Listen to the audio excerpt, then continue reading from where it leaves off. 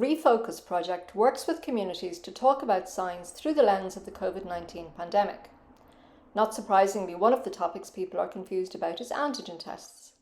REFOHCUS project coordinator Dan Breen, who doesn't have a science background, asked our science team his questions on antigen tests. The first question I have is about how do antigen tests work and how do they differ from PCR tests?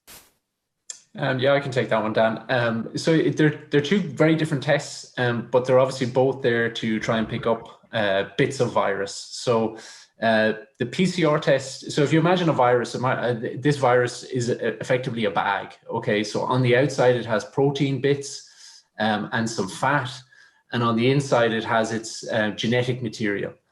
The PCR is aimed at picking up or detecting the genetic material. So the test involves bursting open the virus and looking for and almost kind of fishing for the genetic material. The antigen test is slightly different. It's not looking at the genetic material, it's looking for the protein.